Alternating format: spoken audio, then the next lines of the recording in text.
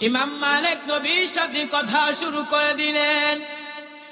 ইমাম মালিক বলে, ও রহমতের নবী আমার, আজকে আপনার সাথে আমার অন্য কোনো বিষয়ে কথা না।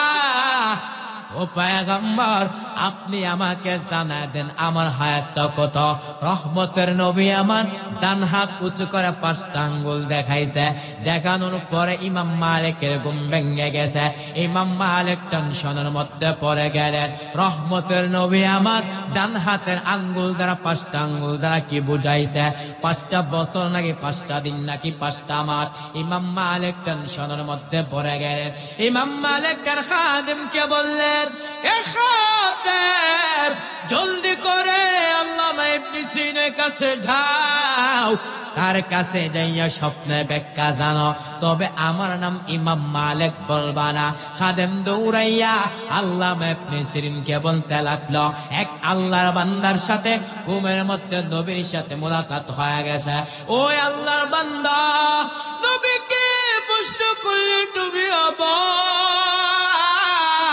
আবার হায়াতটা কত আপনি জানা দেন? রহমতের নবী আমার ডান হাত উঁচু করে 5টা আঙ্গুল দেখাইছে। এবার আপনি স্বপ্নে ব্যাখ্যা করেন, 5টা বছর নাকি 5টা দিন নাকি 5টা মাস? আল্লামা ইবনে সিরিন বলেন, যেই বান্দা স্বপ্ন দেখেছে তার নামটা বলতে হবে, কারণ হলো ওই ভিত্তির অনুযায়ী স্বপ্নের ব্যাখ্যা দেওয়া হবে। দেওয়ানবাগির মতো কোন বেঈমান যদি বলে আমার নবী ডাস্টবিনের মধ্যে পড়ে আছে, আমি বলবো ওই বেঈমানের ঈমান ডাস্টবিনে পড়ে আছে। আল্লামা ইবনে সিরিন বলেন, যেই বান্দা স্বপ্ন দেখেছে তার নামটা বলতে হবে। খাদেম দৌড়াইয়া ইমাম মালিকের কাছে গিয়া বলতে লাগলো, আসসালামু আলাইকুম শেখ আমার, আপনার নাম না বলে স্বপ্নে ব্যাখ্যা দিবে না? ইমাম মালিক তার খাদেমকে বললেন, এ খাদেম, জলদি করে আমার নামটা বলে দাও, তারপর স্বপ্নে ব্যাখ্যা জানার পর জরুরি। রহমতের নবী আমার খাদেম দৌড়াইয়া আল্লামা ইবনে সিরিনকে বলতে লাগলো, এই স্বপ্নটা ইমাম মালিক দেখেছেন। আল্লামা ইবনে সিরিন বলেন, আমিও মনে মনে ভেবেছিলাম যে স্বপ্নটা ইমাম মালিক ছাড়া অন্য কেহ দেখতে পারে না। আল্লামা ইবনে সিরিন বলেন, রহমতের নবী আমার ডান হাতে 5টা আঙ্গুল দ্বারা বুঝাইছেন। 5টা বিষয় এমন আছে যে 5টা বিষয় সম্পর্কে আল্লাহ ছাড়া দুনিয়াতে কেউ জানে না। 1 নম্বরে, একটা মানুষ আগামীকাল কি রুজি করবে, কি খাবে, কে জানেন? চিল্লায়া বলেন। 2 নম্বরে, আগামীকাল বৃষ্টি হবে নাকি হবে না, কে জানেন? 3 নম্বরে, মায়ের গর্ভের সন্তানটা ছেলে হবে নাকি মেয়ে হবে, কে জানেন? 4 নম্বরে, কিয়ামত কখন সংঘটিত হবে, কে জানেন? 5 নম্বরে, একটা মানুষ কখন কোথায় মারা যাবে, কে জানেন? আরে নবীর উম্মতে দর, এই স্বপ্নের ব্যাখ্যা জানার পরে ইমাম মালিক তিনি মদিনা থেকে মক্কায় যায় না। ইমাম মালিক তার দিলের পুরো তামান্না, আমি যদি মদিনা থেকে মক্কা হজ করতে যাই, আর যদি আমার ইন্তেকাল হয়, আমি তো মদিনার পাশে থাকতে পারবো না। এরে নবীর উম্মতে দর, তারা যেমন ভাবে নবীর মহব্বত দেখাইছে, নবীও কি তাদের প্রতি কি কম মহব্বত ছিল নাকি? আরো জোরে বলেন, জিন্দেগি মে বন্দেগি তো করনা হ্যায়, জিন্দেগি বে बंदगी शर्मिंदा है, जिंदगी में बंदगी शर्मिंदा है। आयते हम कुछ न कुछ खरीदने को, जैसे हो रोशन मेरे क़ल्ब रूह, वरना कोई चारा तो चाहा मैं नहीं, और न कोई चारा तो चाहा मैं नहीं। जिंदगी में बंदगी तो करना है, जिंदगी में बंदगी शर्मिंदा है, जिंदगी में बंदगी शर्मिंदा है। दुनिया में हो दुनिया का तलबगार न हो, बाजार से गुजर हो खरीदार न हो। ए दुनिया एक मिसल कागज फूल है, ए दुनिया एक मिसल कागज फूल है। जिंदगी में बंदगी तो करना है, जिंदगी में बंदगी शर्मिंदा है, जिंदगी में बंदगी शर्मिंदा है। अस्सलामु अलैकुम व रहमतुल्लाहि व बाराकातुहू। পিছনের বাইরে কি বেজান নাকি আমার সাথে? হ্যাঁ, তো খুশির অবস্থা হিসেবে আরো জোরে হওয়ার কথা ছিল। সালাম দিলাম, সালামের উত্তর সবার তো শুনতে পাইনি। অতএব আবার আমি সালাম দিচ্ছি, সবাই উত্তর দেওয়ার চেষ্টা করবেন। আসসালামু আলাইকুম ওয়া রাহমাতুল্লাহ।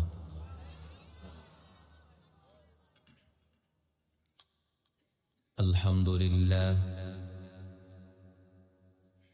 الحمد لله الذي جعل الشمس والقمر بحسبان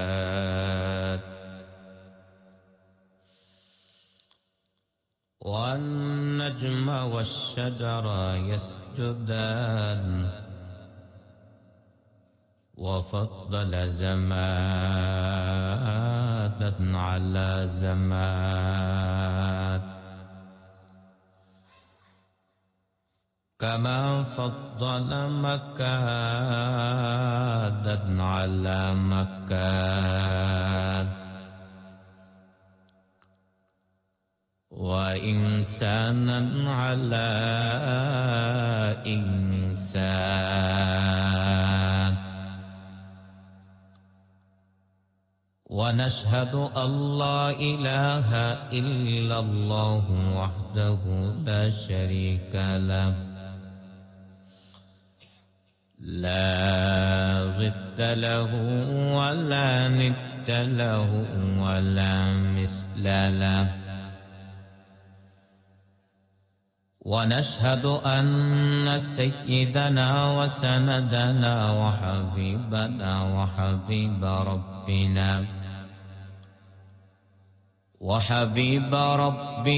وطبيبنا وطبيب قلوبنا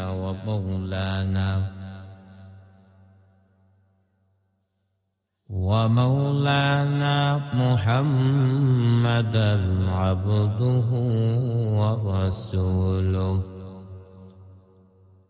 صلى الله تعالى عليه وعلى آله وأصحابه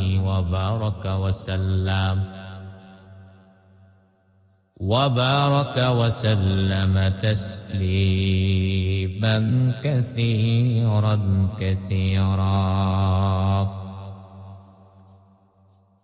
الذي أرسله الله تعالى بالحق بشيرا ونذيرا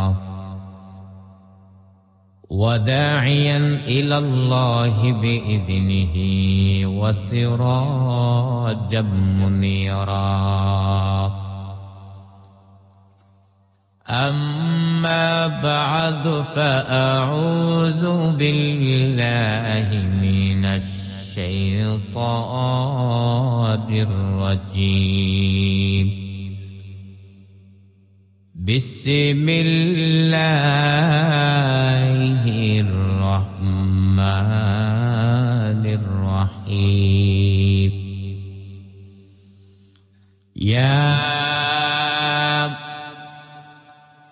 أيها الذين آمنوا هل أدلكم على تجارة تنجيكم من عذاب أليم تؤمنون بالله ورسوله وتجاهدون في سبيل الله بأموالكم وأنفسكم ذلكم خير لكم إن كنتم تعلمون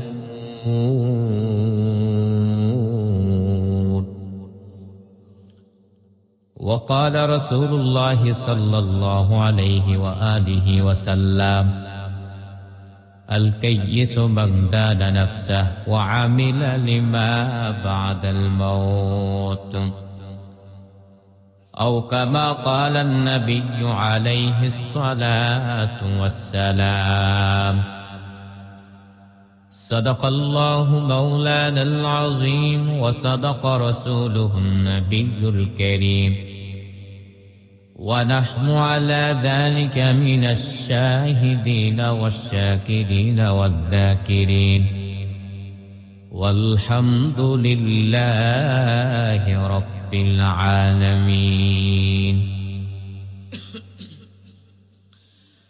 मोमिन जो फेता नक्श कफे बाए नबी हो मोमिन जो फेता नक्श कफे बाए नबी हो ज़ेर कदम आज भी आलम का खजीना हो ज़ेर कदम आज भी आलम का खजीना गर सुन्नत नबवी की करे पैरवी उम्मत गर सुन्नत नबवी की करे पैरवी उम्मत तोहफा से निकल जाएगा फिर इसका पसीना तोहफा से निकल जाएगा फिर इसका पसीना आशिक हो बेरैदरन शहंशाह दो आलम आशिक हो बेरैदरन शहंशाह दो आलम मिश्को से ज्यादा मुबारक इसका पसीना मिश्को से ज्यादा मुबारक इसका पसीना सुबहानक ला इल्म लना इल्ला मा अल्लमतना इन्नका अंतल अलीमुल हकीम दारुल कुरान ও সুন্নাহ মাদ্রাসার দেবেন্দ্রনগর নওগাঁও বাজার মানিকগঞ্জ হাফেজ ছাত্রদের পাকড়ি প্রধান উপলক্ষে ৯তম বার্ষিক ওয়াজ ও দোয়ার মাহফিল ২১শে নভেম্বর ২০২৫ রোজ শুক্রবার মহতি মাহফিলের সম্মানিত সভাপতি প্রবীণ আলেমে দ্বীন হযরত মাওলানা শামসুল হুদা দামাত বরকাতুহু মাদ্দাজিনা আলিয়া প্রধান অতিথি বিশেষ অতিথিবৃন্দ জাতির মাতার মুকুট আরাসাতুল আম্বিয়া হযরত উলামায়ে কেরাম দূর দূরান্ত থেকে আল্লাহ পাকের আশিকিন জাকিরিন শাকিরিন মুহিব্বিন মুরব্বিন আজম আমার সমবয়সী কলিজার টুকরা যুবক বন্ধুহান স্নেহ ছোট ভাই পর্দারন্তর শ্রদ্ধেয় সম্মানিত মা ও বোনেরা দয়াময় আল্লাহ রব্বুল আলামিনের শঙ্কর সুজুদ যে আল্লাহ রব্বুল আলামিন বড় মায়া করে শঙ্কর অনুগ্রহ করে দামি মজমাই কেমন দামি মজমা নবী বলেন যে জায়গার মধ্যে দ্বীনের আলোচনা করা হয় ওই জায়গার চতুর্দিকে ফেরেশতারা ঘিরে থাকে আর হুজুর বলেন এমন একটি মজলিসে কিছু কথা বলার শোনার তৌফিক দান করেছেন এজন্য অন্তরস্থল থেকে কালিমাত শুকর আদায় করি আলহামদুলিল্লাহ লাখ কোটি দরুদ ও সালাম সাইয়্যিদুল মুরসালিন রাহমাতুল লিল আলামিন শফিউল মুজদবিন খাতামুন নবিয়্যিন হযরত মুহাম্মদুর রাসূলুল্লাহ সাল্লাল্লাহু আলাইহি ওয়াসাল্লামের উপর আলোচনা শুরু করার পূর্বে বক্তাদের কিছু দায়িত্ব আছে না? কথা বলেন। যদি কোনো বিষয়ভিত্তিক থাকে তাহলে জাতির সামনে সেই বিষয়ভিত্তিক উল্লেখ করা, আর যদি বিষয়ভিত্তিক না থাকে কমপক্ষে খুতবার মধ্যে যে আয়াত এবং হাদিস পাঠ করবে ওই আয়াত এবং হাদিসের অর্থ বলে দিলে যারা শ্রবণকারী আছে তাদের জন্য শ্রবণ করা, বয়ান বোঝা সহজ হবে নাকি কঠিন হবে? আল্লাহ বলেন, ইয়া আইয়ুহাল্লাযীনা আমানু, হে ঈমানদাররা, হাল আদুল্লুকুম আলা তিজারা, আমি আল্লাহ কি তোমাদেরকে এমন একটা ব্যবসার প্রতি ইশারা করব, তুনজিকুম মিন আযাবিন আলীম, যেই ব্যবসার মাধ্যমে তোমরা আমার আযাব থেকে মুক্তি পাইবা। সুবহানাল্লাহ বলেন। তো ব্যবসাগুলো কি? তুমিনুনা বিল্লাহি ওয়া রাসূলি, এক নম্বরে আল্লাহকে বিশ্বাস করবা, দুই নম্বর হচ্ছে ওয়া রাসূলি, এবং তার রাসূলকে বিশ্বাস করবা। ওয়া তুজাহিদুনা ফি সাবিলিল্লাহি বিআমওয়ালিকুম ওয়া আনফুসিকুম, এবং তোমরা আল্লাহর রাস্তায় জিহাদ করবা। তো জিহাদ কইভাবে করবা? সরাহাতান আয়াতের মধ্যে দুই ভাবে উল্লেখ আছে। কইভাবে? একটা হচ্ছে সম্পদের মাধ্যমে জিহাদ, আর একটা হচ্ছে নিজের জীবনকে রণাঙ্গনে বিলীন করে দেওয়ার মাধ্যমে জিহাদ। যালিকুম খায়রুল লাকুম, ওইগুলোর মধ্যে কল্যাণ রয়েছে, ইন কুনতুম তা'লামুন, যদি তোমরা জানো। নবী বলেন, আল কাইয়িসু মান দানা নাফসাহ ওয়া আমিলা লিমা বা'দাল মাউত, সৌভাগ্যবন্ত ব্যক্তি যে নাকি মৃত্যু হওয়ার পর কি হবে ওই বিষয় নিয়ে চিন্তা ফিকির করে। হাদিসের অর্থ যদি আপনারা বুঝে থাকেন আমার কথার জবাব দেন। সৌভাগ্যবান কারা? যারা দুনিয়া নিয়ে চিন্তা ফিকির করে। হ্যাঁ না, সৌভাগ্যবান তারাই যারা দুনিয়া থেকে বিদায় হওয়ার পরে হাসর নাসর হবে, হিসাব নিকাশ হবে, যারা চিন্তা ফির করে তারাই হচ্ছে সবচেয়ে বড় সৌভাগ্যবান। এই হচ্ছে দুইটা আয়াত এবং হাদিসের অর্থ। বুঝতে পেরেছেন? খুব কষ্ট হয়েছে? অল্প কিছুক্ষণ কথা বলবো, থাকবেন তো? হ্যাঁ, এবার আসেন ভিন্ন আলোচনা। আল্লাহ দিনটাকে ব্যবসার সাথে সাদৃশ্য করলেন কেন? আল্লাহ তাআলা যদি ইচ্ছা করতেন অন্য কিছু পারতেন না? ক্ষমতা আছে। আল্লাহ তো বলতেছেন বিভিন্ন আয়াতের শেষে আসে, আল্লাহু আলা কুল্লি শাইইন কাদির, আল্লাহ সব কাজের উপর ক্ষমতাশীল। তো আল্লাহ দিনটাকে ব্যবসার সাথে সাদৃশ্য করলেন কেন? তাফসীরকারক তারা ব্যাখ্যা করেছেন, দুনিয়ার ব্যবসার মাধ্যমে বান্দা জীবিকা আহরণ করতে পারে, আর আখিরাতের ব্যবসার মাধ্যমে বান্দা আল্লাহর আযাব থেকে মুক্তি পায়। তো দুনিয়ার কিছু মূলনীতি আছে, যে ব্যবসা করতে গেলে কিছু মূলনীতি আছে না? আজকে আপনাদেরকে দুনিয়াও শিক্ষা দিব, আখিরাতও শিক্ষা দিব। কারণ সব বক্তারা শুধু আখিরাতে নিয়ে চিন্তাফিরি করে, আখিরাতের বয়ান করে। যেহেতু আমি হবিগঞ্জ থেকে আসছি, এজন্য আজকে আপনাদেরকে দুনিয়াও শিক্ষা দিব, আখিরাতও শিক্ষা দিব। তো এমন এমন কিছু কথা বলবো যে কথাগুলো যদি আপনার দুনিয়ার লাইনে প্রয়োগ করতে পারেন, আপনার দুনিয়ার জিন্দেগিতে আপনার সফলতা হয়ে যাবে। পাশাপাশি হুবহু ওই মূলনীতিগুলো যদি আপনারা আখিরাতের লাইনে প্রয়োগ করতে পারেন, আপনার আখিরাতের জিন্দেগি আপনার সফলতা হয়ে যাবে। তো বোঝা দরকার আছে না? এক নাম্বার আসেন, যে আল্লাহর বান্দা ব্যবসা করতে চা, মাইকের ব্যবসা বলেন, মুদির ব্যবসা বলেন, যেই ব্যবসা করবে না কেন, করতে চায় না কেন, ওই ব্যক্তি তার সর্বপ্রথম তার দায়িত্ব হচ্ছে ব্যবসা সম্পর্কে তার জ্ঞান থাকতে হবে। কথা বলেন, জ্ঞান লাগবে না? কোন ব্যক্তি যদি জ্ঞান না থাকে ব্যবসা করতে পারবে? ঠিক তেমন ভাবে যে বান্দা নামাজ পড়তে চা, যে বান্দা রোজা রাখতে চা, যে বান্দা হজ করতে চা, ওই ব্যক্তির জ্ঞান লাগবে না? জ্ঞান যদি নাই লাগে তাহলে নবীজি বললেন কেন, খুযু আন্নী মানাসিকাকুম, জ্ঞান যদি নাই লাগতো নবী বলতেন কেন, সাল্লু কামা রাআইতুমুনি উসাল্লি, তোমরা এমন ভাবে নামাজ পড়ো যেইভাবে আমি নবীকে তোমরা নামাজ পড়েছো। হজের বিষয়ে দেয়া আছে, তোমরা আমার কাছ থেকে শিখে নাও। যদি জ্ঞানের প্রয়োজন না হতো নবী বলতেন? কথা বলেন। এজন্য ব্যবসা করতে চান, জ্ঞান লাগবে কিনা? ঠিক কেমন ভাবে নামাজ পড়তে চান, উযু ভঙ্গের কারণ কয়টা, যদি আপনি ওই সমস্ত জ্ঞান না থাকে আপনি ঠিক ভাবে আপনি আমল করতে পারবেন? এজন্য নবী বলতেছেন, তলাবুল ইলমি ফারিদাতুন আলা কুল্লি মুসলিম, প্রত্যেক নরের উপর ইলমে দ্বীন শিক্ষা করা কি ফরজ। 2 নাম্বার হচ্ছে যে আল্লাহর বান্দা ব্যবসা করতে চায় ওই ব্যক্তির পুঁজিও লাগবে। কি লাগবে? যদি আপনাদের এই যে মানিকগঞ্জের আল্লাহর বান্দা ব্যবসা করতে চায়, যদি পুঁজি না থাকে ব্যবসা টিকে থাকবে? সহজ কথা, ঠিক তেমন ভাবে যে বান্দা নামাজ পড়তেছে, যে বান্দা রোজা রাখতেছে, যে ব্যক্তি হজ করতেছে, যে ব্যক্তি ভালো কাজ করতেছে, ওই ব্যক্তির ঈমান লাগবে কিনা? কথা বলেন। ঈমান যদি না থাকে আমল করে কোনো লাভ হবে? এটা কোরআনের কথা।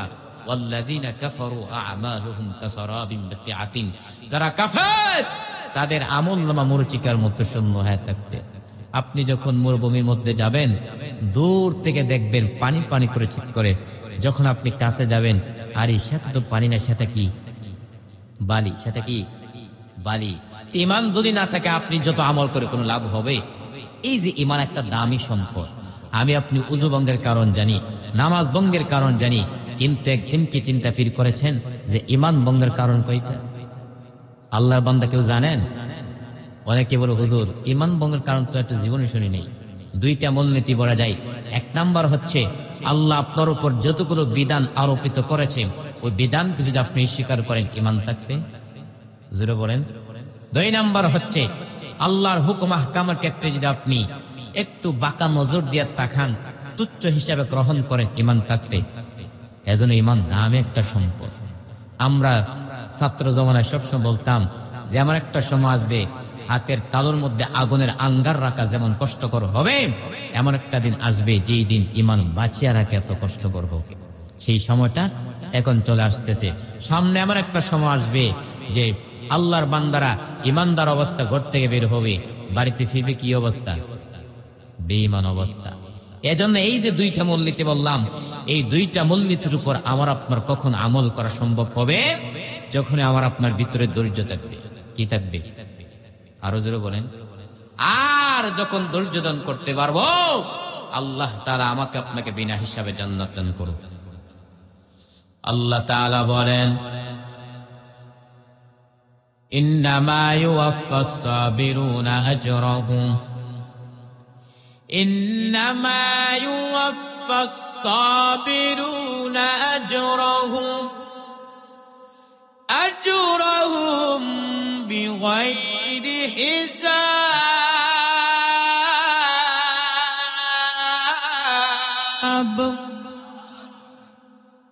আল্লাহ তাআলা বলেন, যারা ধৈর্য ধারণ করবে আমি আল্লাহ ওই বান্দাদেরকে বিনা হিসাবে জান্নাত দান করব।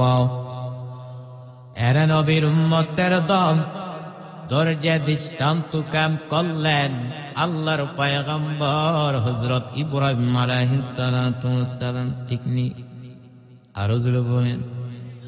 ধৈর্যে দৃষ্টান্ত কায়েম করলেন আল্লাহর পয়গম্বর হযরত ইসমাঈল আলাইহিস সালাতু ওয়াস সালাম। ধৈর্যে দৃষ্টান্ত কায়েম করলেন আল্লাহর পয়গম্বর হযরত আইয়ুব আলাইহিস সালাতু ওয়াস সালাম। আইয়ুব নবী টাকা পয়সা অভাব নাই, সন্তানের অভাব নাই, শয়তান দেখিয়া মাথা গরম। কিন্তু আইয়ুব আলাইহিস সালাম এমন ভাবে একটা সৃজন করলেন যেন একটা সেকেন্ড তো আমার ঘরে আল্লাহর জিকির ছাড়া যেন না যায়। শয়তানের মাথা গরম হয়ে গেল। এত ইবাদত আইয়ুব করবেটা কেমন করে হয়? আল্লাহ গো, তোমার একটু সম্পদের মায়ে পড়ে তোমার ইবাদত করে, তোমার একটু সন্তানের মায়ে পড়ে তোমার ইবাদত করে। আল্লাহ কয় না, আইয়ুব যে ইবাদত করে একমাত্র আমার মহব্বত আর ধৈর্যের সাথে ইবাদত করে। বলে না না, কয় দেখ আমি পরীক্ষা করি, সব সম্পদ গুলা গুনে জ্বালা দিল। আইয়ুব নবী কাছে পিস কইরা আইয়ুব আর আল্লাহকে ডেকে লাভ নাই, কারণ তোমার সব সম্পদ আগুনে পুড়ে যায়। আইয়ুব নবী মুনাজ্জাত আলহামদুলিল্লাহ। প্লিজ নাউযুবিল্লাহ বলবা আলহামদুলিল্লাহ কেন? আইয়ুব নবী ডাকতে কয়, আলহামদুলিল্লাহ বলার কারণ আল্লাহ পাক রব্বুল আলামিন আমাকে সম্পদ দান করেছেন। এই সম্পদের কারণে ইবাদত করতে মারাত্মক ব্যাঘাত সৃষ্টি হতো। আজকে আমার সম্পদ নাই, ইবাদতের মধ্যে কোনো টেনশন নাই। ইবলিস কয় মানি না, আল্লাহ কয় দেখ আরো পরীক্ষার মধ্যে ফালায় দিতেছি। কুরওয়াতুল ওয়াইজিন নামক কিতাবের মধ্যে উল্লেখ রয়েছে আয়ুব নবীর শরীরের মধ্যে কিরা পোকা ধরে গেছে। একদিন আয়ুব তাকা দেখে তার জিহ্বার মধ্যে পোকা। এতদিন আয়ুব জিহ্বা নাড়া নাড়া আল্লাহর জিকির কতদিন ঠান্ডা হয়ে যেত। আজব নবী চোখে কুটাই পানি, আল্লাহ কি ডেকে বলে উদার বাণী। এতদিন আমি এত সুস্থ, ঠিক মতো খাইতে পারি না, কিন্তু তোমার দোয়া জিহ্বা দেয় যখন তোমার নামে জিকির করে আমার ক্ষুধার তৃষ্ণা মিটে যায়। আজকে আবার জিহ্বার মধ্যে পোকা, আমি কেমন স্মরণ করব রে মালিক। আয়ুব নবী এইভাবে নিজে নিজে মুহাসাবা করতেছেন, আল্লাহর কাছে ধৈর্যের বাহার কায়েম করতেছেন। হঠাৎ করে তাকায় দেয় তার সকল বিবিরা তার সামনে দাঁড়ায় বলে, আর আমরা আপনার ঘরে থাকবো না, আপনি আমাদেরকে তালাক দিয়া দেন। সবাই চলে যেতেছে, আমরা চলে যাই। আয়ুব নবী বলে যাও যাও, বিদায় না বিবিরা যেতেছেন। নবী কান্না কুদার মালিক, দুনিয়াতে সন্তান যদি মার কাছে বাবার কাছে আশ্রয় নেই, আবার বাবা যদি সন্তানকে পাহাড় কয় মায়ের কাছে আশ্রয় নেয়, কিন্তু শেষ পর্যন্ত প্রত্যেকটা মানুষের জীবনের আপন হতার আদরের বিবি ছাড়ার কেউ। আজ আমার বিবিরা আমার কাছ থেকে চলে যাইতেছে, আল্লাহ আমার মনে কোনো কষ্ট নাই, তোমার কাছে অনুরোধ তুমি আমাকে ছেড়ে দিও না রে মালিক। দুনিয়া সব আমাকে ছেড়ে চলে যাও, আপনি আমাকে ছেড়ে দিয়ে না রে মালিক। আয়ুব নবী এই কথা তুমি আপনার চোখ বেবে পানি ফুটা গুলো গালবে পড়তেছেন। হঠাৎ করে তাকা দেখে তারপর কিনারা একমাত্র বিবি ইউসুফ নবীর কন্যা রহমা। আয়ুব নবীর পায়ে কিনারায় বসে বসে কান্না করে। আয়ুব নবী বলে সবাই চলে গেছে, তুমি যাও নাই কেন বিবি? রহমান নামক বিবি পাজা কান্না করে আর বলে, পয়গম্বর আমার বাবা ইউসুফের কন্যা, কিন্তু আমার তেমন কোনো আমল নাই। ওই যে হাসরের মাঠটা কেমন একটা পরিস্থিতি হবে, সূর্যের গরমে সহ্য করা যায় না, তামার জমির গরমে দাঁড়ানো যায় না। মুসা নবী কাঁদবেন আর বলবেন, আল্লাহ আমারে বাঁচাও। ঈসা নবী কাঁদবেন আর বলবেন, আল্লাহ আমারে বাঁচাও। ইব্রাহিম নবী কাঁদবেন আর বলবেন, আল্লাহ আমারে বাঁচাও। আম্মাদান আয়েশা বলবেন, নবী তখন আপনি কি করবেন? আপনি তো দুজাহানের নবী। মায়ের নবী বলবেন, আয়েশা আমি তখন মাকামে মাহমুদে আমার মালিকের দরবারে সেজদায় পড়িয়া যাব আর বলবো, আল্লাহ আমার উম্মতের বাঁচাও, আমার উম্মত গুলো বাঁচাও। আমার একটা উম্মত জাহান্নামে গেলে আমি মুহাম্মদ আপনার তরি জান্নাতে যাব না। আম্মাদান আয়েশা বলবেন, নবী তখন কান্নার পরে কি হবে? রহমতের নবী আমার বলেন, হে আয়েশা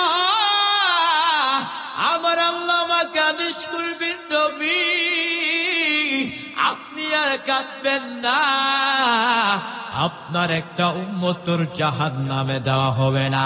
আপনি তাদেরকে দুনিয়া তাদেরকে জান্নাতের দিকে নিয়ে যান। আম্মা জান আয়েশা বলবেন, নবী কোটি কোটি মানুষের মধ্যে আপনার উম্মত গুলো কেমনে বাছাই করবেন? মায়ার নবী বলবেন, ও আয়েশা, আমার উম্মত যারা 5 বেলা উযু করিয়া 5 ওয়াক্ত নামাজ পড়েছে, ওদের উযুর অঙ্গগুলো কিয়ামতের ময়দানে নূরের আলোতে ঝলমল করতে থাকবে। আমি নবী ওদেরকে দুনিয়া তাদেরকে জান্নাতের দিকে নিয়ে যাব। রহমান আবু বিবি পাজা কান্না করে আর বলে, পয়গম্বর, আমার বাবা ইউসুফের কদ্দাবি, কিন্তু আমার তো এমন কোন আমল নাই। ওই দিন যদি আমি রহিমাকে আল্লাহ কাঠ গদার করব, রহিমা কি আমল এসেছ? আমি বলবো, আল্লাহ আমার এমন কোন আমল নাই, তবে আমি আপনার আদরের পয়গম্বর আয়ুব নবীর স্ত্রী ছিলাম। আল্লাহ হয়তো মায়ার নজর দিয়া তাকাইয়া আমি রহিমাকে আল্লাহ মাফ করে দিতে পারে।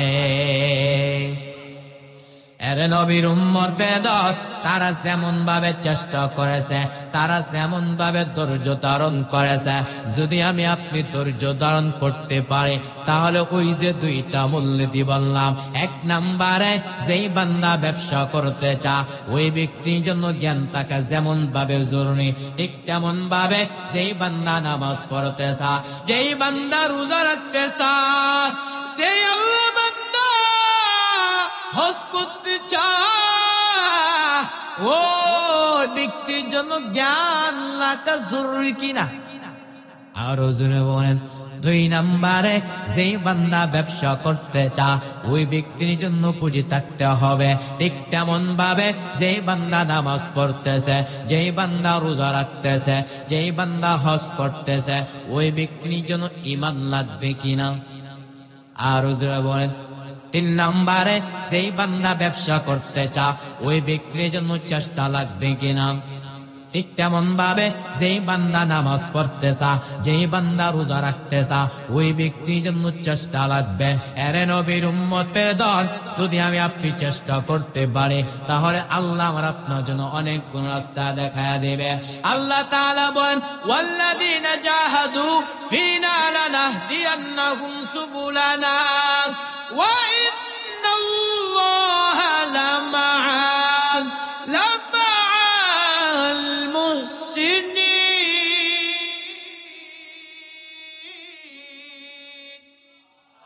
আল্লাহ বলেন, যারা আমি আল্লাহকে পরোদ্দেশ্যে চেষ্টা করবে, আমি আল্লাহ ওই বান্দার জন্য অনেকগুলো রাস্তা দেখা দে।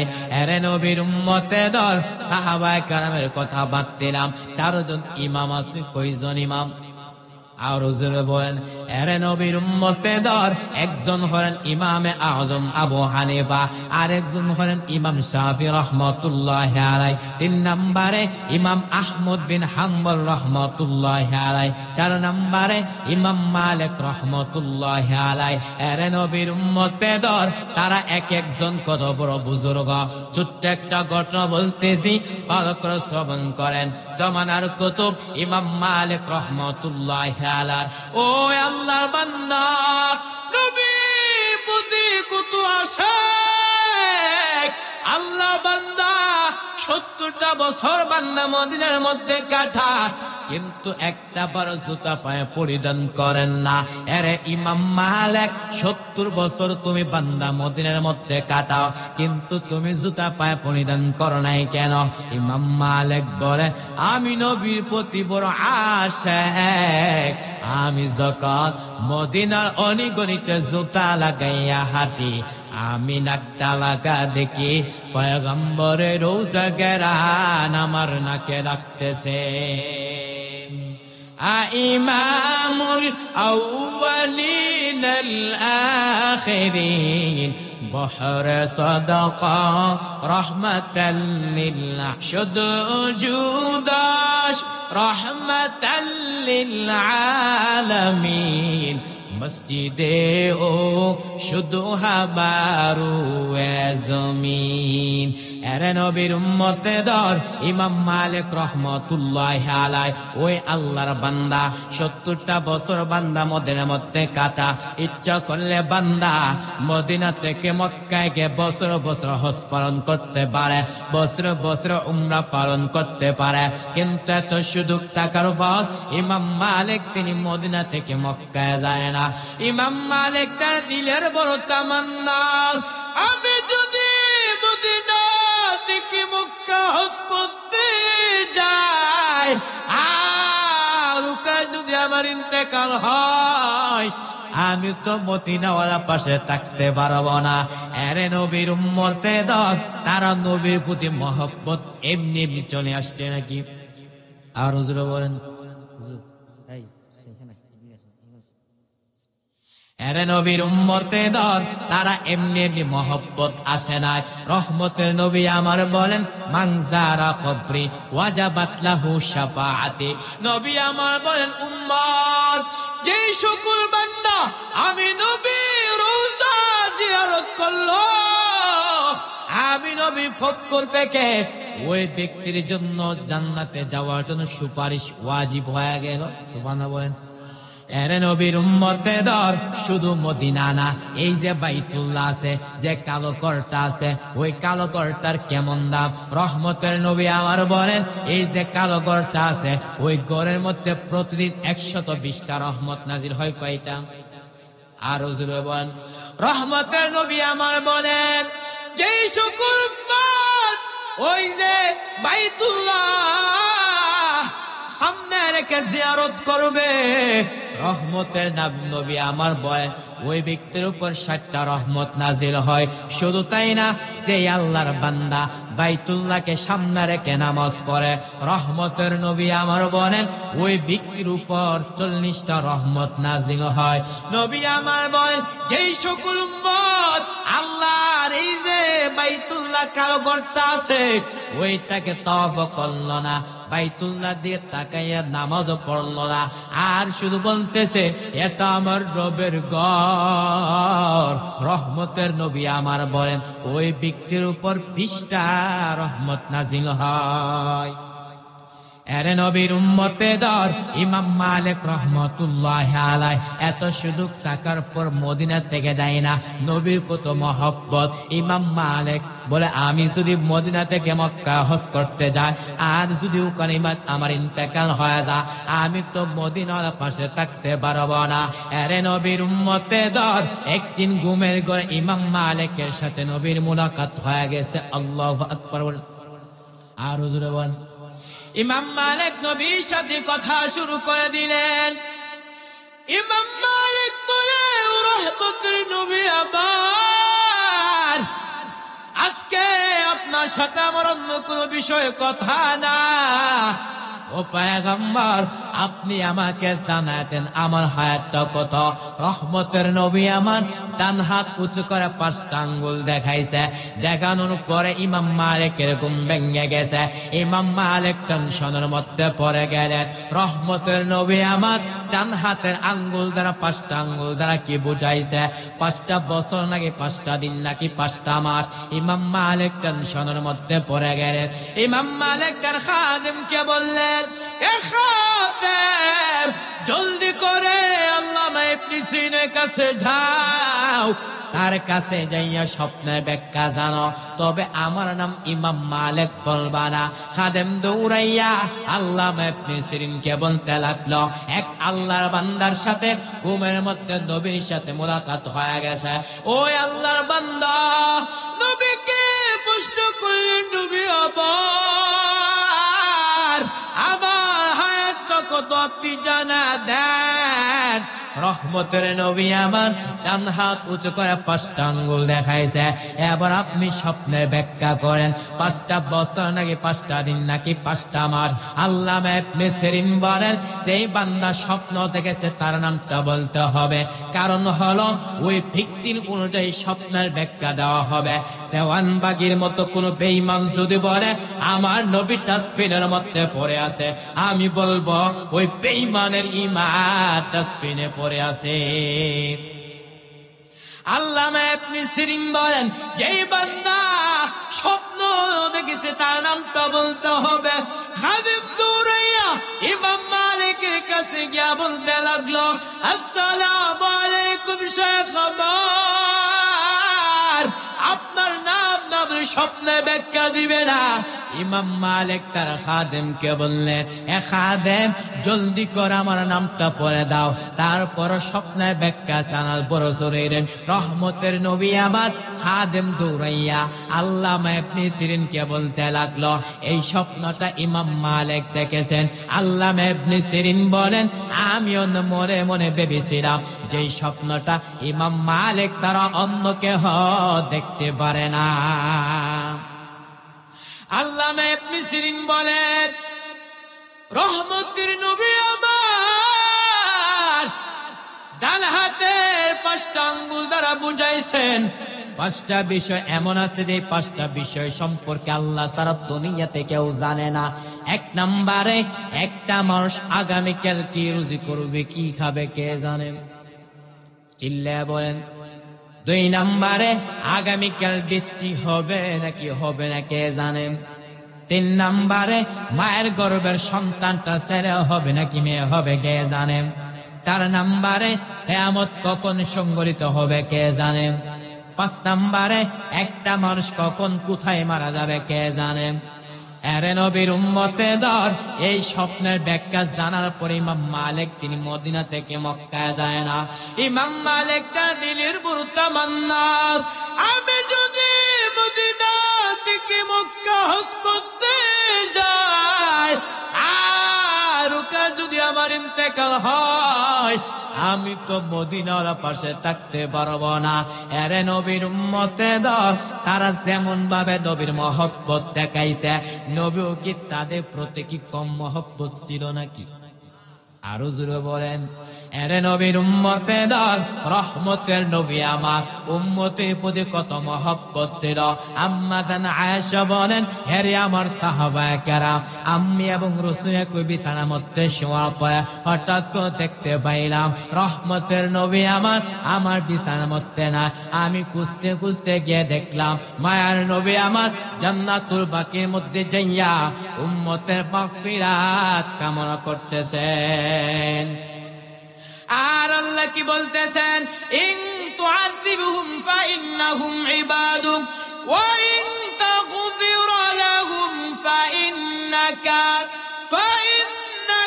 আনতাল আজিজুল হাকীম।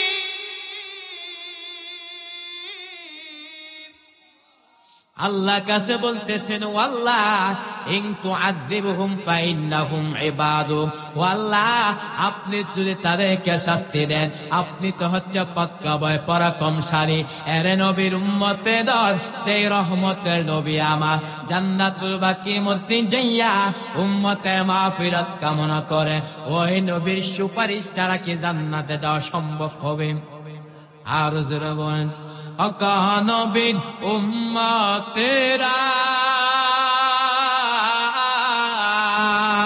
ওহে আজিদি সাহারা, কুরআন হাদিসের চলো যখন যাহা চাই মদে, নবী বিনে কে দরাবে ফুল সিরাত মিজানে, নবী বিনে কে দরাবে ফুল সিরাত মিজানে। এমন এতিম নবী আমার, পিতা মাতা দই যে তাহার, তার উপরেও তোমারা মারল তাকে দুশ্মনে, নবী বিনে কে দরাবে ফুল সিরাত মিজানে, নবী বিনে কে দরাবে ফুল সিরাত মিজানে। এরে নবীর উম্মতের তারা যেমন ভাবে চেষ্টা করেছে, যদি আমি আপনি চেষ্টা করতে পারি, আল্লাহ আমার আপনার জন্য রাস্তা দেখাবে কিনা? আরো জোরে বলেন। এরে নবীর উম্মতের এই 3টা মূলনীতির উপর আলোচনা শেষ করব। আল্লাহ তাআলা বলেন, ইয়া আইয়ুহাল্লাযীনা আমানু, ইয়া আইয়ুহাল্লাযীনা আইয়ুহাল্লাযীনা আমানু, হে ঈমানদারগণ, হাল আদুল্লুকুম আলা তিজারা, আমি আল্লাহকে তোমাদের কেমন একটা ব্যবসার প্রতি ইশারা করবা, সেই ব্যবসার মাধ্যমে তোমরা আমার আযাব থেকে মুক্তি পাইবা। তো ব্যবসাগুলো কি? তুমিনুনা বিল্লাহি ওয়া রাসূলি, এক নম্বরে আল্লাহকে বিশ্বাস করবা, দুই নম্বরে কাকে বিশ্বাস করবা? আরো জোরে বলেন। এক নাম্বার আল্লাহকে বিশ্বাস করবা, দুই নম্বরে রহমতের নবী আমাকে বিশ্বাস স্থাপন করতে হবে। আরে নবীর উম্মতেদের কেমন ভাবে বিশ্বাস স্থাপনা দেখায়? অন্তর দিয়া বিশ্বাস দেখাতে হবে, জবান দিয়া স্বীকারোক্তির মাধ্যমে বিশ্বাস দেখাতে হবে, আমলের মাধ্যমে বিশ্বাস দেখাতে হবে কিনা? আরো জোরে বল। আরে নবীর উম্মতেদের সাহাবায়ে কেরাম তারা নবীকে কিভাবে মহব্বত দেখাইছে? সাহাবায়ে কেরাম নিজের জীবনে চাইতে নবীকে মহব্বত করছে। সাহাবায়ে কেরামের মধ্যে যা ছিল সব কাম করার মাধ্যমে মহব্বত দেখাইছে। আরে নবীর উম্মতেদের ছোট্ট একটা ঘটনা বার করে শ্রবণ করেন। রহমতের নবী আমার একদিন সাহাবায়ে কেরামদেরকে বললেন, আরে আমার সাহাবায়ে কেরাম, আমরা যুদ্ধের ময়দানে অংশগ্রহণ করব, তোমরা দান সদকা করো, তোমরা টাকা পয়সা দান করো। সাহাবায়ে কেরাম দান করা শুরু করলেন। আবু বকর, উসমান দান করলেন। আল্লাহর নবী বললেন, এরে উমর, কে পরিমাণ সম্পদ দান করেছ? উমর বলেন, আমার সম্পদের অর্ধেক আমি দান করে দিলাম। নবী বললেন, আবু বকর, তোমার ঘরের মধ্যে কিছু নাই, তুমি কি দান করেছ? আবু বকর ডাক দা বলুন, পয়গম্বর, আমার ঘরের মধ্যে যা ছিল সব আমি দান করে দিলাম। নবী বললেন, আবু বকর, তোমার ঘরের মধ্যে কিছু নাই। আবু বকর ডাক দা বলুন, পয়গম্বর, আমার আল্লাহ আপনি ছাড়া আমার আপন কেউ নাই, আমার ঘরের মধ্যে যা ছিল সব আমি দান করে দিলাম। নবী আশ্চর্য হয়ে গেলেন। হঠাৎ করে জিবরাইল আমির সাহায্যে, জিবরাইল আমির বলেন, ও পয়গম্বর, আপনার সাহাবী আবু বকরকে আল্লাহ সালাম দিয়েছেন আর জানতে চেয়েছেন এই অবস্থা তার মনের হালতটা কি। আল্লাহ জানার পর কেন বললেন? আল্লাহ তার নবীকে বুঝাইলেন আল্লাহ আবু বকরকে কত মহব্বত করেন। আল্লাহর নবী বললেন, আরে আবু বকর, আল্লাহ তোমাকে সালাম দিয়েছেন আর জানতে চেয়েছেন এই অবস্থা তোমার মনের হালতটা কি। আবু বকর জবাব না দিয়ে কান্না শুরু করলেন। নবী আবু বকরকে বললেন, হে আমার আবু বকর, জবাব দিবা কেন, তুমি কান্না করতেছ? আবু বকর কান্না করে করে বলে, পয়গম্বর, আমি আবু বকর ছিলাম জাহান্নামের আসামি। আমি আবু বকর কে কে চিনত, কিন্তু আপনার সুহবত আসার কারণে আল্লাহ আমাকে এত সম্মান দান করেছে, যার বদৌলতে আমি আবু বকরকে আল্লাহ সালাম পাঠাইছে। जिंदगी में बंदगी तो करना है, जिंदगी में बंदगी शर्मिंदा है, जिंदगी में बंदगी शर्मिंदा है। आयते हम कुछ न कुछ खरीदने को, जैसे हो रोशन मेरे क़ल्ब रूह, वरना कोई चारा तो चाहा मैं नहीं, और न कोई चारा तो चाहा मैं नहीं। जिंदगी में बंदगी तो करना है, जिंदगी में बंदगी शर्मिंदा है, जिंदगी में बंदगी शर्मिंदा है। दुनिया में हो दुनिया का तलबगार न हो, बाजार से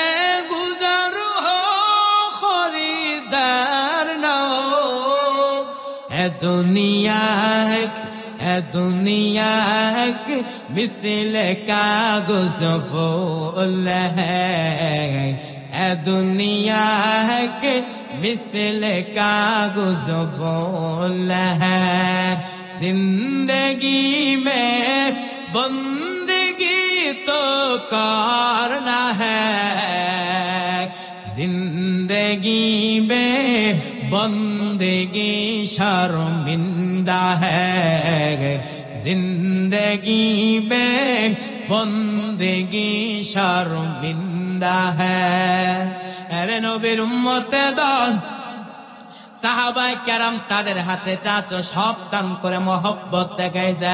শুধু তাই না, সাহাবায়ে কেরাম তারা নিজে চাইতে নবীকে মহব্বত দেখাইছে কিনা? আরো জোরে বলেন। সাহাবায়ে কেরাম নিজে জীবনে চাইতে, সাহাবায়ে কেরাম যুদ্ধের ময়দানে শহীদ হওয়ার মাধ্যমে নবীর মহব্বত দেখাইছে কিনা? আরো জোরে বলেন। এর নবীর উম্মতে দল ছোট্ট একটা ঘটনা বলতেছি, ভালো করে শ্রবণ করেন। চোখ দিয়ে যেন একটু পানি আসে, একটু চিন্তা ফিকির করবে। ঘটনা শুরু করার পূর্বে যারা পিছনে আছেন একটু সামনে চলে আসেন। লা ইলাহা, সামনে সামনে চলে আসেন। লা ইলাহা,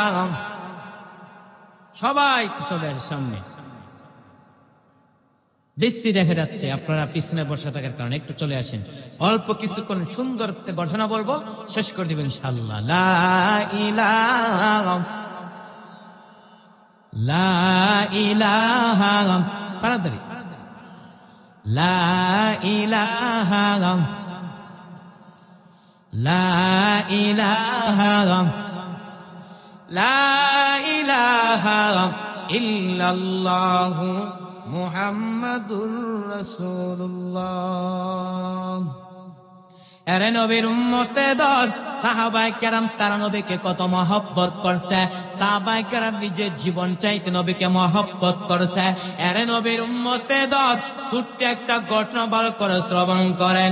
রহমতের নবী আমার একদিন শীতের মধ্যে হুজরা শরীর থেকে বের হয়েছেন। নবী একদিন দেখতেছেন নবীজির কামরার সামনে দাঁড়াইয়া শীতের মধ্যে থরথর করে একজন সাহাবী কাঁপতেছে। নবী বললেন, কে রে তুমি? এত শীতের মধ্যে দাঁড়িয়ে আছো কেন? ওই সাহাবী ডাক দেন, ও পয়গম্বর, ওগো রহমতের নবী আমার নাম তো ইসলাম গ্রহণ করার পূর্বে ছিল আব্দুল উজ্জা। ও পয়গম্বর, ইসলাম গ্রহণ করার পর আমার নামটা রেখে দিয়েছিলেন আব্দুল্লাহ। আমি হলাম সেই আব্দুল্লাহ। নবী বললেন, আমার আব্দুল্লাহ বাচ্চা চতদনী সকাল বেলা একটা কাপড় পরিধান করে, বিকালে আর একটা কাপড় পরিধান করে, কিন্তু এখন তো দেখা যাচ্ছে আমার আব্দুল্লাহর গায়ে একটা কাপড় নাই, শুধু একটা কাপড়ের টুকরা দিয়া লজ্জাস্থানটা রাইকা আমার সামনে দাঁড়িয়ে আছে। তার কারণটা কি? ও সাহাবী ডাক দিয়া বলেন, ওগো রহমতের নবী আমার, আমি কেন আপনার দুর্বল সহ্য করি? আমার চাচা বলেছেন, আব্দুল্লাহ, মুহাম্মদের দরবার ছাড়তে হবে, নতুবা আমার দরবার ছাড়তে হবে। আমি বললাম, চাচা যান, আমি সব ছাড়তে পারি, কিন্তু মায়ার নবী দরবার ছাড়তে পারবো না। ও পয়গম্বর, এই কথা বলার পর আমার আম্মাকে বললাম, হেরে আম্মা যান, আমাকে একটা কাপড়ের টুকরা দেন। ওই কাপড়ের টুকরা দিয়া লজ্জাস্থানটা ঢাইকা যদি নবীকে একটা নজর দেখতে পাই, জীবনের কোন আকাঙ্ক্ষা থাকবে না। ও পয়গম্বর, এই কথা বলার পর আমার আম্মা আমাকে একটা কাপড়ের টুকরা দিল। ওই কাপড়ের টুকরা দিয়া লজ্জাস্থানটা ঢাইকা আপনার সামনে দাঁড়িয়েছে আপনাকে একটা নজর দেখার জন্য। রহমতের নবী আমার ওই সাহাবীর কথা শোনার পর নবীজি চোখ দিয়ে টপ টপ করে পানি পড়া আরম্ভ হয়ে গেল। নবী বললেন, হেরে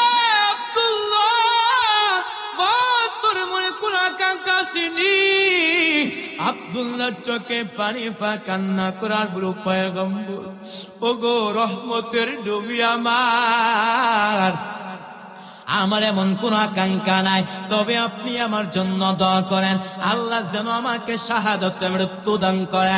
রহমতের নবী আমার ওই সাহাবীর জন্য যখন দোয়া করল, হঠাৎ করে একটা যুদ্ধ আসলো। আব্দুল্লাহ রাস্তার মধ্যে দুনিয়া চাইলে বিদায় হয়ে চলে গেছে। নবী আমার সাহাবায়ে কেরামদেরকে বললেন, আরে আমার সাহাবায়ে কেরাম, তোমরা আমার আব্দুল্লাহকে তোমরা সুন্দর করে গোসল করাও, আমি নিজে রাসূল আব্দুল্লাহ জানাজাটা পড়াইব। সাহাবায়ে কেরাম আব্দুল্লাহকে সুন্দর করে গোসল করানোর পর, রহমতের নবী আমার আব্দুল্লাহ জানাজাটা পড়ানোর পর, সাহাবায়ে কেরাম আব্দুল্লাহর লাশটা নিয়ে যখন কবরের কাছে উপস্থিত হয়ে গেলেন, রহমতের নবী আমার বললেন, আরে আমার সাহাবায়ে কেরাম, কেউ তোমরা কবরের মধ্যে প্রবেশ করবা না। নবী আমার কবরের মধ্যে প্রবেশ করার পর সাহাবায়ে কেরামদেরকে বললেন, আরে আমার সাহাবায়ে কেরাম, তোমরা আমার আব্দুল্লাহর লাশটা আমার হাতে দাও। নবী হাতে আব্দুল্লাহ লাশটা দেওয়ার পর রহমতের নবী আমার লাশটা আকাশের দিকে উঁচু কইরা বলতেছেন, ও মালিক, আমি আব্দুল্লাহ সন্তুষ্ট হইলাম, তুমিও তার উপর সন্তুষ্ট হয়ে যাও। মরণের চিঠি যখন আসবে আমার, কালেমার তালকিন দিও বারে বার, প্রাণ ভরে দেখিব চাহার তোমায়, দেখে নাও রওজা তোমায়। আল্লাহু আকবার, চিল্লায় বলেন রাসূলুল্লাহ,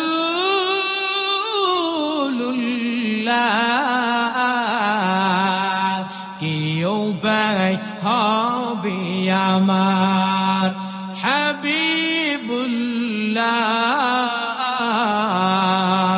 কি উপায় হবে আমার।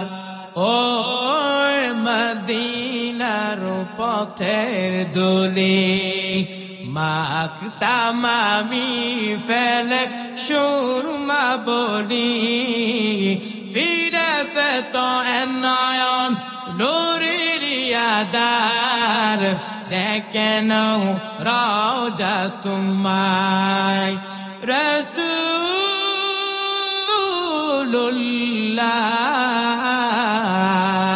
কি উপায় হবে আমার হাবিবুল্লাহ, কি উপায় হবে আমার। আলোচনা কি অল্প কিছুক্ষণ চলবে? সত্য কথা বলতেছেন। আরে নবীর উম্মতের দল, আল্লাহ তাআলা বলেন, ইয়া আইয়ুহাল্লাযীনা আমানু, হে ঈমানদাররা, হাল আদুল্লুকুম আলা তিজারা, আমি আল্লাহকে তোমাদেরকে এমন একটা ব্যবসার প্রতি ইশারা করব, যেই ব্যবসার মাধ্যমে তোমরা আমার আযাব থেকে মুক্তি পাইবা। তো আল্লাহর আযাবটা কেমন ভয়ঙ্কর শুনেন, হাসরের মাঠটা কেমন একটা পরিস্থিতি হবে। বর্তমানে একটা সূর্য 30 কোটি 9 লক্ষ মাইল উপরে সূর্য, কিন্তু এখন সূর্য নাই। হাসরের ময়দানে আল্লাহ সূর্যকে বলবে, সূর্য, তোর যত তাপ আছে তুই জমিনের মধ্যে ছাড়িয়া দে। সূর্যের তাপে জমিনটা হয়ে যাবে তামা, গুনাহগারে মগজ পাতের মারের মতো ঠাস ঠাস করে ফেটে যাবে। শুধু তাই না, পেটের নারী বুড়ি পায়খানা রাস্তা দিয়ে বের হয়ে পড়ে যাবে। অপদি জাহান্নাম কঠিন হুঙ্কার মারে। আল্লাহ ফেরেশতাদেরকে বলবি, হে রে ফেরেশতারা, তোমরা জাহান্নামকে ভালোভাবে ধরো। 70,000 রহমতের ফেরেশতারা জাহান্নামকে ধরতে পারে না। জাহান্নাম বিকট অবস্থা, জাহান্নামের ওজা হাসরের ময়দানটা থরথর করে কেঁপে উঠবে। আমার আপনার নবী, মায়ার নবী সেজদায় পড়ে কাঁদবে আর বলবেন, আল্লাহ, আমার উম্মতগুলোকে জাহান্নাম থেকে বাঁচাও। আমার একটা উম্মত জাহান্নামে গেলে আমি মুহাম্মদ আপনার তুমি জান্নাতে যাব না। আল্লাহ বলবেন ও পয়গম্বর ওয়ালা সাউফা ইউতিকা রাব্বুকা ফাতারদা, ও পয়গম্বর আমি আল্লাহ আপনাকে বেজার করব না, আপনার একটা উম্মতর জাহান্নামে দেওয়া হবে না। আমার আল্লাহ তাআলার কুদরতি হাতের মাধ্যমে সামান্য একটু পানি দিয়া ফেরেশতাদেরকে বলবেন, আরে ফেরেশতারা তোমরা জাহান্নামে গিয়ে পানিটা ছিটা দাও। ফেরেশতারা যখন জাহান্নামে গিয়ে পানিটা ছিটা দিবে, জাহান্নাম পিছনে বাগতেছে, ফেরেশতারা বলবেন, আরে মালিক, যেই জাহান্নামকে 70,000 রহমতে ফেরেশতারা জাহান্নামকে ধরতে পারে না, এটা কেমন পানি দিছ? এটা দেয়া বেহেতের পায় নাকি জমজমে পায় নাকি কাউসারে পানি? আল্লাহ বলবে না রে ফেরেশতারা, এটা জমজমের পানিও না, এটা কাউসারের পানিও না, এটা বেহেতের পানিও না, এই পানিটা হলো আমার আখির জামানার পয়গম্বরের চোখের পানি। আরে নবীর উম্মতের দল, এত হচ্ছে হাসরের মাঠটা, জাহান্নামের আগুনটা কেমন পরিস্থিতি হবে। মুসনাদুল ইমাম আযম আবু হানিফা রাহমাতুল্লাহি আলাইহি একটা হাদিস এনেছেন, জাহান্নামের মধ্যে দুইটা বান্দা জাহান্নামের মধ্যে জ্বলতেছে, আর বলতেছে ইয়া হান্নার, আর বলতেছে ইয়া মান্নার। এই দৃশ্য দেখার পর জিবরাইল আমিন আল্লাহর আরশ আজিমের সামনে সিজদায় পড়ে যাবে। আমার মালিক কি বলবেন, ও মালিক, জাহান্নামের মধ্যে আপনার দুইটা বান্দা জাহান্নামের মধ্যে জ্বলতেছেন, আর বলতেছেন ইয়া হান্নান, আর বলতেছি ইয়া মান্নান। ও আল্লাহ, যদি ওয়াদা দেন ওই দুইটা বান্দাকে আপনার সামনে হাজির করো। আল্লাহ বলবে জিবরাইল যাও জাহান্নামের মধ্য থেকে ইয়া হান্নান ইয়া মান্নান বললে ওয়ালা লোকগুলাকে আমার সামনে হাজির করো। জিবরাইল আমিন জাহান্নামের মালিক ফেরেশতাকে যখন বলবে, মালিক ফেরেশতা, জাহান্নামের মালিক ফেরেশতা জাহান্নামে প্রত্যেকটা আনাচে কানাচে খুঁজতে থাকবে, কিন্তু এই দুইটা বান্দার বডি কোনো খুঁজে পাবে না। মালিক ফেরেশতা জিবরাইল আমিনকে বলবেন, আরে জিবরাইল আমিন, জাহান্নামের মধ্যে তো ওই দুইটা বান্দাগুলো তো খুঁজে পাইতেছি না। এবার জিবরাইল আমিন আবার আল্লাহর আরশ আজিমের সামনে সিজদায় পড়ে যাবেন, আর বলবেন আল্লাহ, আপনার দুইটা বান্দাকে তো খুঁজে পাইতেছি না। আল্লাহ বলবে জিবরাইল, ওই সময় আমার অনুমতি ছাড়া গিয়েছ, যাও যাও জাহান্নামের অমুক স্থানের মধ্যে গিয়ে দেখবা দুইটা বান্দা জাহান্নামের মধ্যে জ্বলতে জ্বলতে একদম আগুন আঙ্গার হয়ে গেছে। মালিক ফেরেশতা জিবরাইল আমিন যখন মালিক ফেরেশতাকে বলবে, মালিক ফেরেশতা জাহান্নামের অমুক স্থানের মধ্যে গিয়ে দেখবে ওই দুইটা বান্দা জাহান্নামের মধ্যে জ্বলতে একদম আগুন আঙ্গার হয়ে গেছে। মালিক ফেরেশতা ওই দুইটা আঙ্গার জিবরাইল আমিনের কাছে যখন নিয়ে আসবে, জিবরাইল আমিন ওই দুইটা আঙ্গার আল্লাহর আরশ আজিমের সামনে যখন পেশ করা হবে, ও দুইটা বান্দা বলবে, ও মালিক, আপনার জাহান্নামে তো ভয়ঙ্কর, আয় আল্লাহ আমাদের সহ্য হচ্ছে না, আল্লাহ আপনি আমাদেরকে একটু জান্নাতের নিয়ামতটা দান করেন। আল্লাহ বলবে, বান্দা আমি আল্লাহ তোরা তো সুন্দর জমিন দিলাম, আমি আল্লাহ তো সুন্দর আসমান দিলাম, আমি আল্লাহ তো সুন্দর খাবারের ব্যবস্থা দিলাম, আমি আল্লাহ তোকে এত নিয়ামত কেন দিলাম, আমি আল্লাহ তোদেরকে বানাইলাম কেন, আবার তুমি ধারণা করছো এমনি এমনি? আল্লাহ বল, আফা হাসিবতুম আন্নামা খালাকনাকুম আবাসা ওয়া আন্নাকুম ইলাইনা লা তুরজাউন।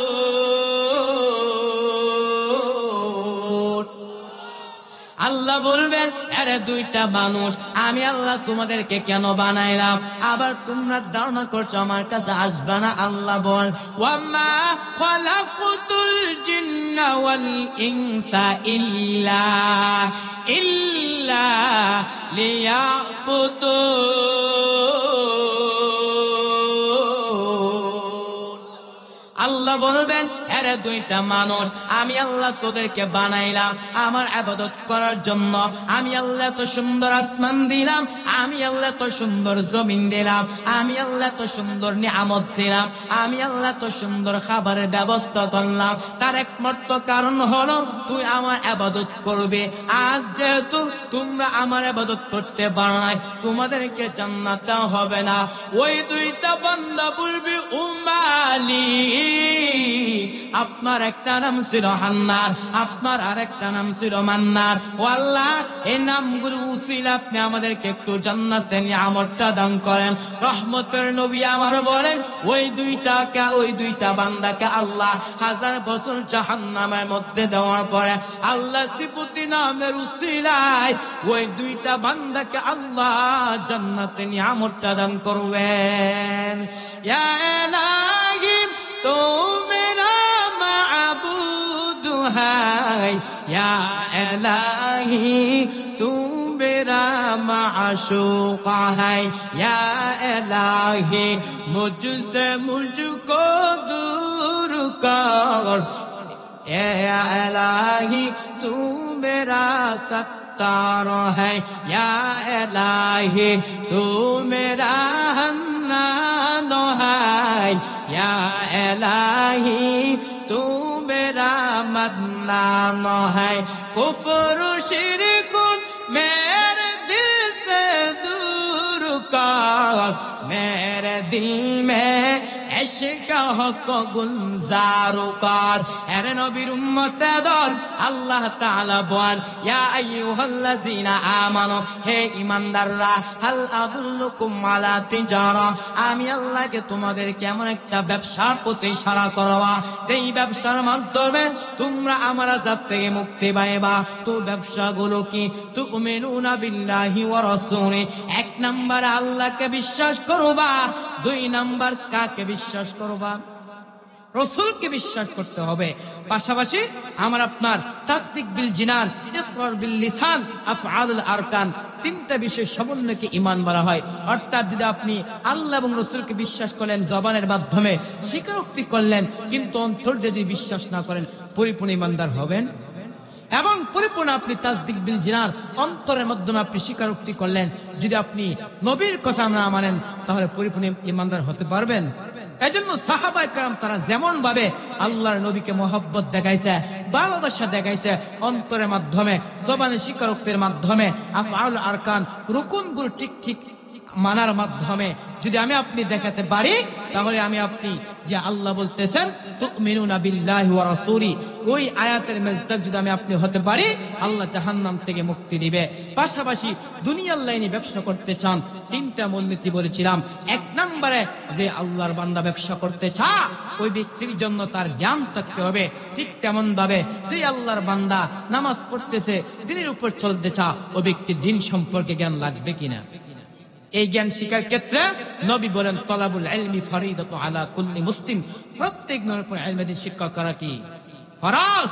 2 নাম্বার হচ্ছে যে আল্লাহর বান্দা ব্যবসা করতে চায়, ওই ব্যক্তির পুঁজিও থাকতে হবে। ঠিক তেমন ভাবে যেই বান্দা নামাজ পড়তেছে, যেই বান্দা রোজা রাখতেছে, যেই বান্দা হজ করতেছে, মোট কথা যে আল্লাহর বান্দা আল্লাহর হুকুম আহকাম মানতেছে, ওই হুকুম আহকামের বহুদূরত্ব প্রতিদান পাওয়ার ক্ষেত্রে তার ঈমান লাগবে কিনা। ঈমান যদি না থাকে, আমল করে কোনো লাভ হবে না। কোরআনের কথা ওয়াল্লাযিনা কাফারু আ'মালুহুম কাসারাবিন বিকিআতিন, যারা কাফের তাদের আমল নামা মরুচিকার মতো শূন্য হয়ে থাকবে। 3 নাম্বার হচ্ছে যে আল্লাহর বান্দা ব্যবসা করতে চা, ওটা পর্যাপ্ত পরিমাণ চেষ্টা লাগতে হবে। ঠিক তেমন ভাবে যে বান্দা দিনের কাজ করতে চা, দান সদকা করতে চা, নামাজ পড়তে চা, রোজা রাখতে চা, চেষ্টা লাগবে কিনা। চেষ্টা করতে বললে আল্লাহ রাস্তা দেখাবে। আল্লাহ বলেন ওয়াল্লাযিনা জাহাদু ফিনা লানাহদিয়ান্নাহুম সুবুলানা, যারা আমি আল্লাহকে পাওয়ার উদ্দেশ্যে চেষ্টা করবে, আমি আল্লাহ ওই বান্দাকে অনেকগুলো রাস্তা দেখায় দেই। সাবিল 1 বছর, বহু বছর হচ্ছে সুবুল। সাবিল 1 রাস্তা, সুবুল হচ্ছে বহু রাস্তা। চেষ্টা করবেন, রাস্তা দেখাবে কে? দান সৎকার মাধ্যমে চেষ্টা করবেন, রাস্তা দেখাবে আল্লাহ। পর্দার বিধান মানার মাধ্যমে চেষ্টা করবেন, রাস্তা দেখাবে আল্লাহ।